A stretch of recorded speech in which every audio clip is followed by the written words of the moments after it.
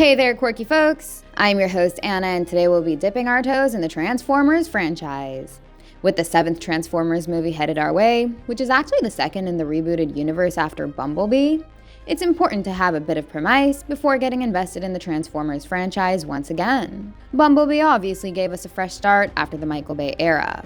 It took place in the 80s and gave us a more comic and TV-accurate introduction to the Transformers. But now we're entering the Beast Wars era with our big monkey, Optimus Primal, along with many other crazy Transformers. Those who read the Transformers comics or saw the old Transformers shows in late 90s would have a little familiarity with Beast Wars. But even if you didn't, there's nothing to worry about. Even though Rise of the Beast has been inspired by the Beast Wars storyline, director Stephen Caple Jr. and co. have created an entirely new narrative. The original Beast Wars began 300 years in the future after Optimus Prime. The protagonists in this story are the Maximals, who are basically the descendants of the Autobots. And their enemies are the Predacons, who are the descendants of the Decepticons. But the upcoming Rise of the Beast is set in the 90s, as it is a sequel to Bumblebee, which took place during the 80s. We saw quite a few Maximals teaming up with the Autobots in this timeline, but instead of the Predacons, they are taking on another subgroup of the Decepticons that transform into metallic monsters. Like the Autobots, the Terrorcons also transform into vehicles. But instead of the regular ones that the Autobots turn into, these are badass armored vehicles. It is good that the Transformer movies are moving away from Megatron for a change. Instead, the main villain of this film is a Terrorcon called Scourge. He is voiced by our very own Tyrion Lannister, Peter Dinklage. But the most interesting features of this film are the Maximals, who are led by Optimus Primal. To adapt on a new planet, the Maximals transformed into various animals instead of vehicles like the Autobots. We saw 4 of them in the trailer, as there's Erazor, the Maximal who turns into a peregrine falcon. Then there's Cheetor, a Maximal who transforms into a cheetah. The third one is Rhinox, a rhinoceros Maximal who is the second in command and the brains of the group. But their leader is the big monkey, Optimus Primal. This amazing looking gorilla transformer is voiced by the original Hellboy actor, Ron Perlman.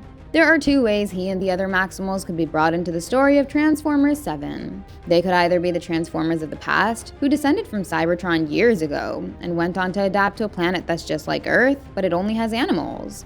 That's how they became the Maximals.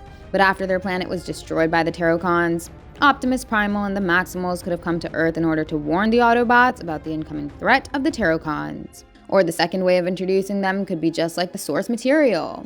The Maximals could be from the future, and they travel to the past to save Earth from the evil Terrorcons. It is possible that Optimus Primal could be a descendant of Optimus Prime himself, so the leaders of the Autobots and the Maximals are going to share a great camaraderie.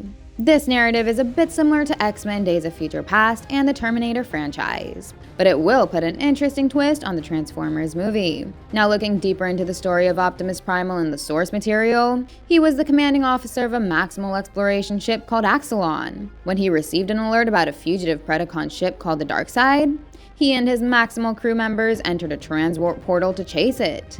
Both the fugitive Predacons and the Maximals ended up on a primitive planet that was full of animals. They scanned the area and turned it into the wildlife present on the planet. We already know what the Maximals transformed into, but the Predacons transformed into reptiles and arachnids.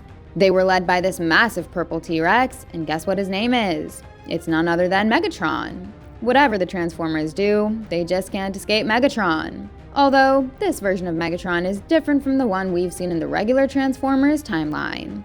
Anyway, as it turned out, the planet that the Maximals and the Predacons had landed upon was none other than Earth of the past. So from 300 years in the future, they had actually jumped hundreds of years in the past by going through the Transwarp portal. And they landed on ancient Earth. This formed the Transformers version of X-Men Days of Future Past, which came to be called Beast Wars. Now coming back to the live-action movie, I just mentioned that the Autobots and the Maximals won't be facing the Predacons right now. But maybe after defeating the Terrorcons and their zombie Transformers army, the real Beast Wars could begin on Earth. The Predacons could follow the Maximals into the 90s. And then we'd get to see a battle where the team of Maximals and Autobots would fight the Predacons in the sequel of Rise of the Beasts. With that being said, I am bringing this video to an end. Hit those like and subscribe buttons if you enjoyed our analysis. And don't forget to check out some more fun content on our channel. Goodbye, and I'll see you in the next one.